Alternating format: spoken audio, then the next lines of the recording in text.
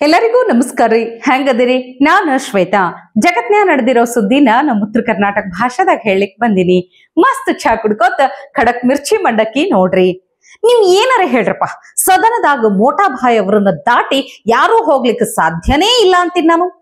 ಒಂದ್ second time ಕೊಡ್ಲಾರ್ದೆ ಎದುರಾಳಿಗಳನ್ನ ಮಣ್ಣು ಮುಕ್ಕಿಸ್ಬಿಡ್ತಾರ.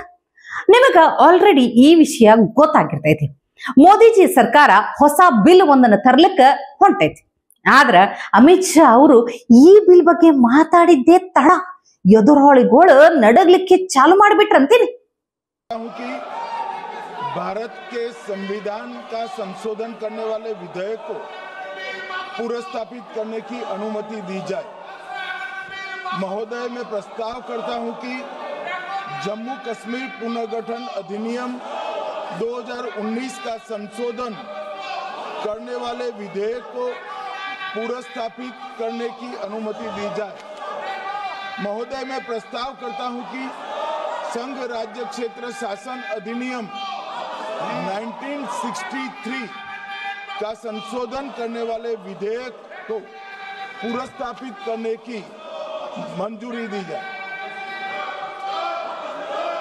ಅಲ್ರಿ, ನೀವೇ ಹೇಳ್ರಿ. ಈಗ ಪೊಲೀಸರು ಬಂದ್ರು ಅಂತಂದ್ರ ಯಾರಿಗ ಅಂಜಿಕೆ ಆಗ್ತದ? ಕಳ್ರಿಗೆ, ಹೌದಿಲ್ಲ? ಈಗ ಕೊಲೆ ಮಾಡಿದವನಿಗೆ ರೋಡ್ನ್ಯಾಗ ಗಲ್ಲಿಗೆ ಏರಿಸ್ಬೇಕು ಅಂತ ಹೇಳಿ ಕಠಿಣ ಕಾನೂನು ಏನಾರೇ ಮಾಡಿದ್ರ ಯಾರು ಅಂಜಬೇಕು ಹೇಳ್ರಿ? ಕೊಲೆ ಮಾಡಿದವ್ರೇ ಅಂಜಬೇಕು, ಇಲ್ಲ ಮಾಡ್ಲಿಕ್ಕೆ ಪ್ಲಾನ್ ಹಾಕ್ಲಿಕ್ಕತ್ತಿರೋರೇ ಅಂಜಬೇಕು. ಹೌದಿಲ್ಲ ಹೇಳ್ರಪ್ಪ? ಹಂಗೆ ನೋಡ್ರಿ, ಮೋದಿ ಸರ್ಕಾರ ಒಂದು ಕಾನೂನು ತರ್ಲಿಕ್ಕೆ ಹೊಂಟೈತಿ.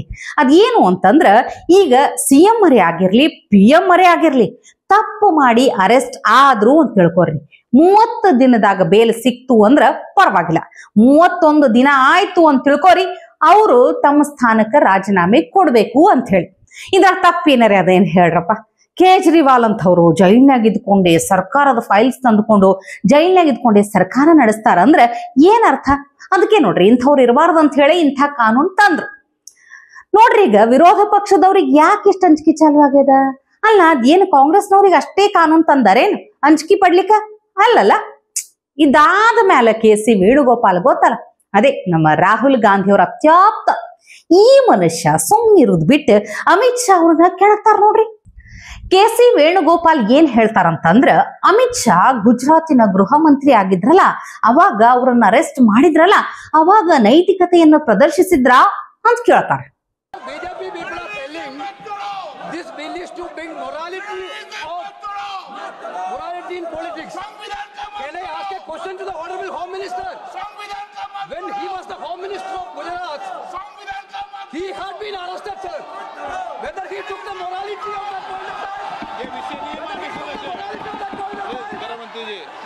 ತಾವೇ ಕೈಲೆ ತಮ್ಮ ಕೋಲ್ ಕೊಟ್ಟು ಹೊಡ್ಸ್ಕೊಳ್ಳುದು ಅಂದ್ರ ಇದೇ ನೋಡ್ರಪ್ಪ.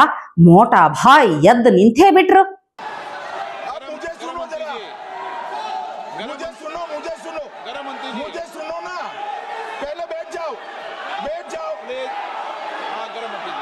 माननीय अध्यक्ष जी, मैं रिकॉर्ड क्लियर करना चाहता हूं।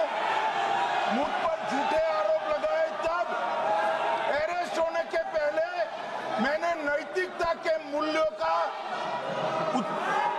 हवाला देकर इस्तीफा भी दिया, और जब तक मैं कोर्ट से निर्देश नहीं हुआ, कोई संविधान पद मैंने स्वीकार नहीं किया। क्या सिखाते हैं नैतिकता में? मैं तो इस्तीफा देकर गया था, और मैं तो चाहता हूं कि ये नैतिकता के मूल्य बढ़े। हम ऐसे निर्लज्ज नहीं हो सकते कि हम पर आरोप लगे और हम संवैधानिक पद पर रहें। अरेस्ट के पहले मैंने इस्तीफा दिया है। ಮೋಟಾ ಭಾಯ್ ಅವರನ್ನ ಕೆಣಕಿ ಉಳಿದವರುಂಟೆ. ಮೋಟಾ ಭಾಯ್ ಹೇಳ್ತಾರ, ನನ್ನನ್ನ ನಕಲಿ ಪ್ರಕರಣದಾಗ ಸಿಕ್ಕಾಕ್ಸಿದ್ರು, ಆದ್ರೂ ಸಹಿತ ನಾನು ಅರೆಸ್ಟ್ ಆಗೋದಕ್ಕಿಂತ ಮೊದಲೇ ರಾಜೀನಾಮೆ ಕೊಟ್ಟಿದ್ದೆ, ಮತ್ತು ಬಿಡುಗಡೆ ಆಗೋಕಿನ ಮೊದಲ ಒಂದೇ ಒಂದು ಸಂವಿಧಾನಕ ಹುದ್ದೆಯನ್ನು ಹೊಂದಿರಲಿಲ್ಲ. ನೀವು ನನಗ ನೈತಿಕತೆಯನ್ನು ಕಲಿಸ್ತೀರಾ ಅಂತ ಕೇಳ್ತಾರ. ಇದು ಆಕ್ಚುಲಿ ಚೆನ್ನಾಗಿರೋದು ಅಂತ. ಅವತ್ತ ಅಮಿತ್ ಶಾ ಅವರು ಅರೆಸ್ಟ್ ಆಗೋದಕ್ಕಿಂತ ಮೊದಲೇ ರಾಜೀನಾಮೆ ಕೊಟ್ಟಿದ್ರು. ಕೇಸ್ ಖುಲಾಸೆ ಆಗೋ ತನಕ ಯಾವುದೇ ರೀತಿಯ ಸಾಂವಿಧಾನಿಕ ಹುದ್ದೆನ ಅಲಂಕರಿಸಿರ್ಲಿಲ್ಲ. KC ವೇಣುಗೋಪಾಲ್ ಅವರು ಪಾಪ ಈ ವಿಷಯ ಗೊತ್ತಿಲ್ಲಾರ್ದೇನೆ ಎಲ್ಲಾರ ಮುಂದೆ ಮಂಗಳಾರತಿ ಮಾಡಿಸ್ಕೊಂಡ್ರು ನೋಡ್ರಪ್ಪ. ಬೇಕಿತ್ತೇನು ಹೇಳ್ರಿ ಇದೆಲ್ಲ? ಒಟ್ನ್ಯಾಗ ಮೋದಿಜಿ ಸರ್ಕಾರ ಏನೋ ಒಂದು ಹೊಸದು ಮಾಡ್ಲಿಕ್ಕಂತೂ ಹೊಂಟದ. ಇದನ್ನ ಬಿಟ್ರ ಬ್ಯಾರೆ ಸುದ್ದಿ ಏನದ ಅಂತ ನಾನು ಹುಡುಕ್ಲಿಕ್ಕತ್ತಿದ್ದೆ. ಆದ್ರೂ ಎಲ್ಲಿ ನೋಡಿದ್ರು ಏನ್ರಿ ಬರೀ ಮ್ಯಾಜಿಕ್ ಅಜ್ಜಿದೆ ಹವಾ ಅಂತೀನಿ. ಏನ್ರಿ ಈ ವಯಸ್ಸಿನಾಗೆ ಇಷ್ಟೊಂದು ಹವಾ ಮಾಡ್ಲಿಕ್ಕತ್ತಾರ ಅಂದ್ರೆ ಕಡಿಮಿನ ನಮ್ಮ ಮ್ಯಾಜಿಕ್ ಅಜ್ಜಿ ಅಂತ ತಿಳ್ಕೊಂಡೆ ನಾನು.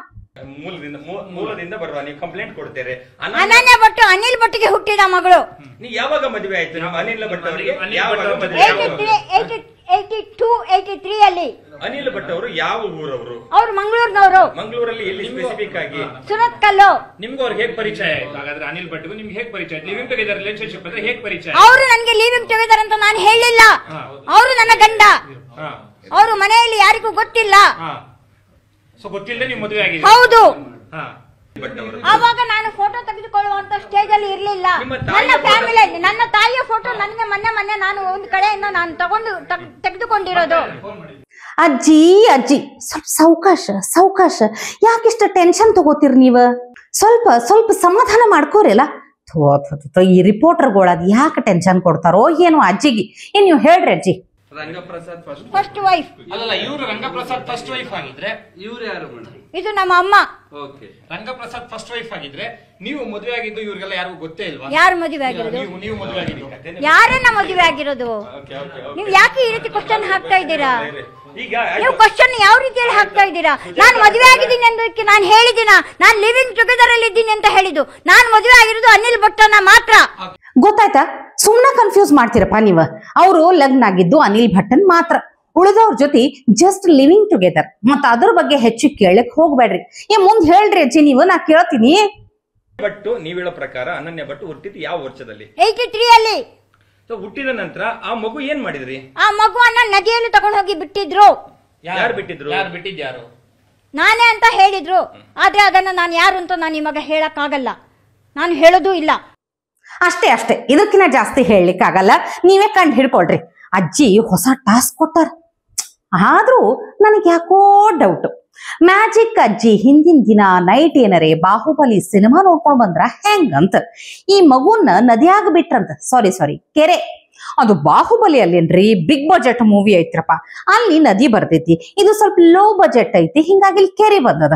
ಶಿವಗಾಮಿ ನೀರಾಗ ಇಳಿದು ಮಗುನ ರಕ್ಷಿಸಿದಂಗೆನೆ ಸುಜಾತ ಅವರು ಕೆರೆಯಾಗ ಬಿಟ್ಟು ನೋಡ್ಕೋಂತ ನಿಂತಿದ ಕಾಣ್ತದ. ಯಾರು ತಗೊಂಡ್ ಹೋಗ್ತಾರ ಮಗುನ್ ನೋಡೋಣ ಅಂತ ಹೇಳಿ. ಲಗ್ನಕ್ಕಿನ ಮೊದಲೇ ಆಗಿದ ಮಗು ಅಲ್ಲೇನ್ರಿ ಸೇಮ್ ಕುಂತಿ ಕಥಿ ನೋಡ್ರಿ. ಹಂಗಂತ ಹೇಳಿ ಮತ್ತ ಕುಂತಿನ ಇವ್ರಿಗೆ ಹೋಲಿಸ್ಲಿಕ್ಕತ್ತಿನಂತ ತಪ್ಪು ತಿಳ್ಕೊಳಿಕ್ ಹೋಗ್ಬೇಡ್ರಿ. ಕುಂತಿ ಹಂಗೆ ಇವ್ರನ್ನು ಕೆರೆಗೆ ಬಿಟ್ಟಿದ್ದು ಅಂತ ಹೇಳದೇನ್ರಪ್ಪ. ಅಷ್ಟೇ. ಮುಂದೆ ಏನಾಯ್ತು ಹೇಳ್ರಿ ಅಜ್ಜಿ ನೀವ? ಸ್ಕೂಲಿಗೆ ಯಾವ ಸ್ಕೂಲಿಗೆ ಅವ್ರನ್ನ ಅಡ್ಮಿಷನ್ ಮಾಡಿಸಿದ್ರಿ? ಹೈಸ್ಕೂಲಿಗೆ ಕೋಲ್ಕತ್ತಾದಲ್ಲಿ ನಾನು ಅಡ್ಮಿಷನ್ ಮಾಡಿದ್ದು. ಒಬ್ಬ ಶೇಟು ಅನ್ನುವರು ನನ್ನ ಮಗಳನ್ನ ಕರ್ಕೊಂಡು ಹೋಗಿ ಅವರು ನನ್ನನ್ನ ನೋಡ್ಕೊಂತಾ ಇದ್ರು. ಯಾವ ಇಯರ್ ಅಲ್ಲಿ? ಯಾವ ವರ್ಷದಲ್ಲಿ ಕೋಲ್ಕತ್ತಾಗ ಹೋಗಿ ನಿಮ್ಮ ಮಗಳನ್ನ 7ನೇ ಕ್ಲಾಸ್ಗೂ 8ನೇ ಕ್ಲಾಸ್ಗೂ ಅಡ್ಮಿಷನ್ ಮಾಡಿಸಿದ್ರಿ? ನನಗೆ ಇವಾಗ ಅದು ಮರ್ತು ಹೋಗಿದೆ. ನಾನು ಅದನ್ನ ನೀವು ನನ್ನನ್ನ ಕೇಳಿದ್ರೆ ನನಗೆ ಇವಾಗ ಎಲ್ಲಾನು ಈಗ ಈ ಬಿಸಿಯಲ್ಲಿ ನನಗೆ ಇವಾಗ ನೀವು ಪ್ರಿಪೇರ್ ಆಗ್ಲಾರ್ದೆ ಇರೋ ಕ್ವಶನ್ಗಳೆಲ್ಲ ಕೇಳಿದ್ರೆ ಹೆಂಗ್ ಹೇಳ್ರಿ? ಸ್ವಲ್ಪ ಹುಷಾರಾಗಿ ಹ್ಯಾಂಡಲ್ ಮಾಡ್ಬೇಕ್ರಪ್ಪ. ಹೆಚ್ಚು ಕಡಿಮೆ ಆದ್ರೆ ಯಾರು ಜವಾಬ್ದಾರ ಹೇಳ್ರಿ? ಅಲ್ಲ ನೋಡಿದ್ರ ತಿಮ್ಮ ರೌಡಿನೂ ಇಲ್ಲ, ಪೊಲೀಸರು ಅರೆಸ್ಟ್ ಮಾಡ್ಕೊಂಡು ಹೋಗ್ಯಾರ. ಈ ಕಡೆ ಮೊಹಮ್ಮದ್ ಸಮೀರ್ ನೋಡಿದ್ರ ಅವನು ಕಾಣ್ಸಾಕತ್ತಿಲ್ಲಂತ, ಎಲ್ಲೋ ಎಸ್ಕೇಪ್ ಆಗ್ಬಿಟ್ಟಾನಂತ. ಪೊಲೀಸರಿನ್ನ ನನಗ್ ಹುಡ್ಕೊಂಡ್ ಬರ್ತಾರಂತ ಹೇಳಿ ಸಮೀರ್ ಎಸ್ಕೇಪ್ ಆಗ್ಬಿಟ್ಟಾನಂತ. ಇನ್ನೊಂದು ವಿಷಯ ಏನಂದ್ರ ಸಮೀರ್ ಫಾರಿನ್ ಹೋಗೋದಕ್ಕ ತಯಾರಿ ನಡೆಸ್ಲಿಕ್ಕತ್ತಾನಂತ. ಇದೆಲ್ಲದರ ನಡು ಭೀಮಾ ಅಲ್ಲಿಗತ್ತಿದ್ರಲ್ಲ ಅವನದೊಂದು ಕತಿ ಹೊರಗ್ ಬಂದದ್ ನೋಡ್ರಿ. 7 ವರ್ಷ 2 ಮಕ್ಳು ಅವ್ರೆ. ನನಗೆ ಒಂದು ಹೆಣ್ಣು ಒಂದು ಗಂಡು ಐತೆ. ಹುಡುಗಿಗೆ ಮದುವೆ ಮಾಡಿದ್ದೀನಿ. ಹುಡುಗ ಅವನೇ. ಅಂದ್ರೆ ನಿಮ್ಮ ಜೊತೆ ಇದ್ದಾಗ ಹೆಂಗೆ ನಡ್ಕೋತಿದ್ರು ಅಂತೇಳಿ ಅಮ್ಮ? ಅವ್ರ ಹತ್ರ ಏನು ಒಳ್ಳೆತನ ಇರಲಿಲ್ಲ. ಬರೀ ಸುಳ್ಳು ಪೊಳ್ಳು ಹೇಳ್ತಾಯಿದ್ರು. ನಮ್ಮ ಜೀವನದಲ್ಲಿ ಬರೀ ಜಗಳಗಳು, ಹೊಡೆಯೋದು ಬಡಿಯೋದು, ಅನುಮಾನಗಳು ಇವೇ ಜಾಸ್ತಿ ನಡೀತಾ ಇದ್ದಿದ್ದು. ಆಮೇಲೆ ಸಂಸಾರ ಮುರಿದ ಮೇಲೆ ಅವರು ಇನ್ನೊಂದು ಮದುವೆ ಮಾಡ್ಕೊಂಡ್ರಂತ ಸುದ್ದಿ ಗೊತ್ತಾಯಿತು. ಆಮೇಲೆ ನಾನು ಜೀವನಾಂಶಕ್ಕೋಸ್ಕರ ನಾನು ಕೋರ್ಟಿಗೆ ಹೋದೆ. ಆದರೆ ಅಲ್ಲಿ ಏನು ಹೇಳ್ಬಿಟ್ಟ, ನನಗೆ ಕೆಲಸ ಇಲ್ಲ ಏನಿಲ್ಲ, ನಾನು ದೇವಸ್ಥಾನದಲ್ಲಿ ಕೆಲಸ ಮಾಡಿಕೊಂಡು ಅಲ್ಲೇ ಕೊಡೋ ಊಟ ಮಾಡಿಕೊಂಡು ಅಲ್ಲೇ ಮಲಿಕೋತೀನಿ. ಯಪ್ಪ ಹೆಂಗೆಲ್ಲ ಯಾಮರ್ಸ್ಬಿಟ್ರು ನೋಡ್ರಿ. ಇವ್ರ ಮಾತು ಕೇಳಿ ಸೌಜನ್ಯಾಗ ನ್ಯಾಯ ಅಂತ ಬಾಯ್ ಬಡ್ಕೊಳಿಕತ್ತಿದ್ರಲ್ರಪ್ಪ. ಒಟ್ಟನ್ಯಾಗ ಎಲ್ಲಾರನ್ನೂ ಯಾಮರ್ಸ್ಬಿಟ್ರು. ಇಷ್ಟೆಲ್ಲ ಗದ್ದಲ್ದಾಗ ನಮ್ಮ ಸಿದ್ದರಾಮಯ್ಯನವ್ರು ನೋಡ್ರಿ ಸೈಲೆಂಟ್ ಆಗಿ ಸಾಲ ಮಾಡಿ ಆದ್ರೂ ತುಪ್ಪ ತಿನ್ನು ಅಂತ ಹೇಳಿ 6,30,000 ಕೋಟಿ ರೂಪಾಯಿ ಸಾಲ ಮಾಡ್ಯಾರಂತ. ಅದು ಗ್ಯಾರಂಟಿ ಯೋಜನೆ ಸಲುವಾಗಿ ಅಂತ. ಒಟ್ಟನ್ಯಾಗ ರಾಜ್ಯ ಉದ್ಧಾರ. ಇವತ್ತಿಗೆ ಸುದ್ದಿ ಸಾಕಲ್ಲ, ನಾಳೆ ಇಂಥವೇ ಮತ್ತೊಂದಷ್ಟು ಸುದ್ದಿ ತರ್ತೀನಿ. ಚಾ ಇಟ್ಕೊಂಡು ಮಿರ್ಚಿ ಮಂಡಕ್ಕಿ ನೋಡ್ಲಿಕ್ಕೆ ಕಾಯ್ಕೊಂಡಿರ್ರಿ.